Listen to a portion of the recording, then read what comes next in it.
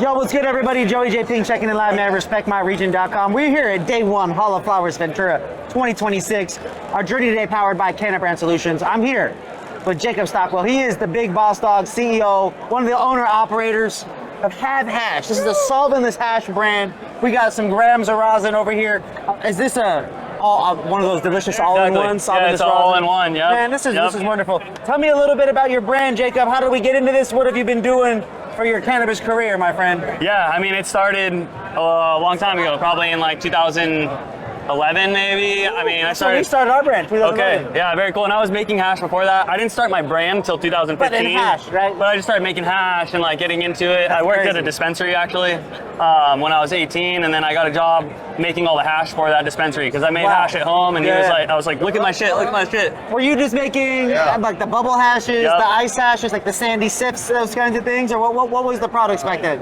I was doing. Were we already back to rosin? We weren't anywhere near rosin, and we were just doing like bubble hash, full melt, a lot of BHO, full melt, BHO at the time, blasting tubes. But I just didn't like the dirtiness factor of blasting the tubes, the waste, the fact that you're bringing a petroleum product into cannabis.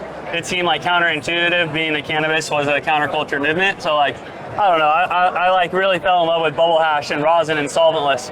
And so that was kind of what led us down that path of creating bubble hash and like going after like the highest quality of bubble hash, you know, that being the genetics to the cultivation all the way to the methods and techniques used to extract. And you said earlier off camera, Arcata now, was that the area and region back then? So back then it was Santa Cruz. I grew up in Santa Cruz. Okay, cool. And then I worked at a dispensary there and a farm, and then eventually I moved up to Humboldt because in Santa Cruz it wasn't like you could get, it wasn't easy to find a mass amount of product to make hash, you know, like you were paying such a premium for smalls or something, you know, to make like decent hash versus in Humboldt, there's a plethora of cannabis. There's a ton of weed, yeah. Yeah, so like that was like in my mind the place where I was going to be able to go and create this brand. So I moved to Humboldt in 2013.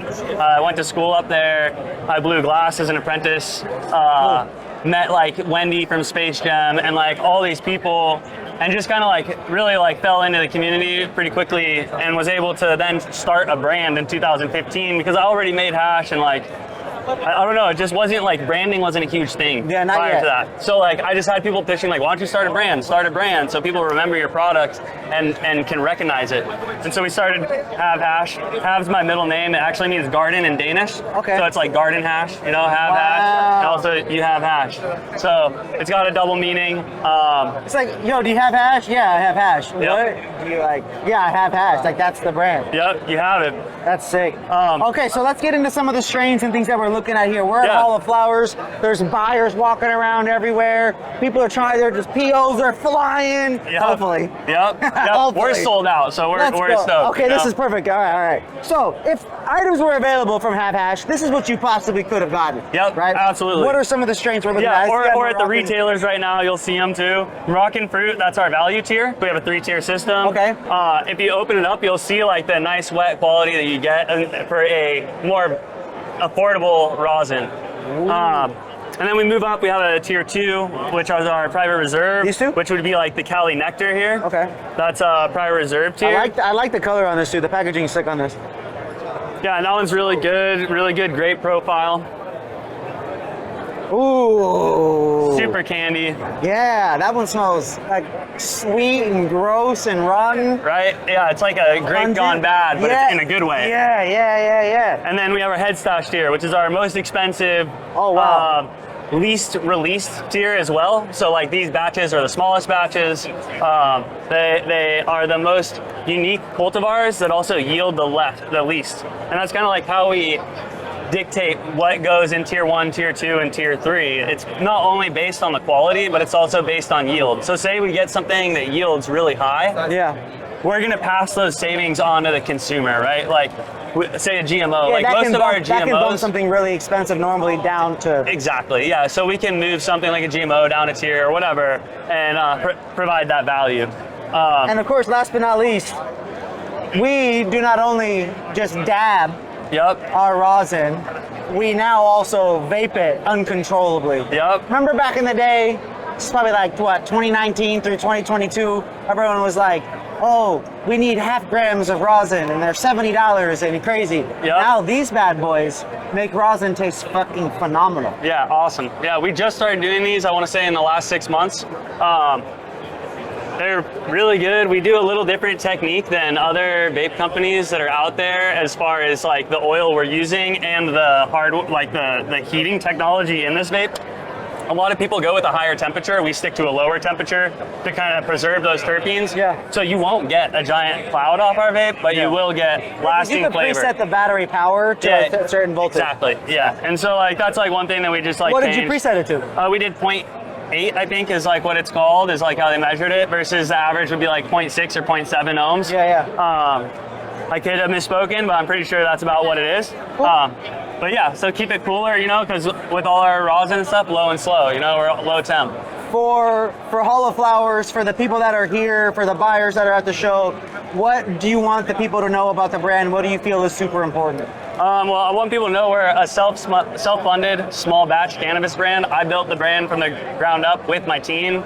We didn't take any like outside investment. We're not owned by any corporation. You know, we are a grassroots, small batch cannabis brand, and that's what like I want people to support. You know, like when you look at corporate greed and like the way corporations treat our industry and its consumers, like they don't care about you. Our goal is to create the best product we can and provide the best experience. We want to curate a special experience with every jar. Yeah. And so like that's what we want people to know, and we want people to feel that through the brand and to feel that every time they open a jar, like all the way down to the branding on the jar, you know, like. Yeah, like the fact that it feels like you can, what is that word when it sticks out like that? Yeah, it's embossed. Embossed, right? Yeah. Like, yeah, that is sexy.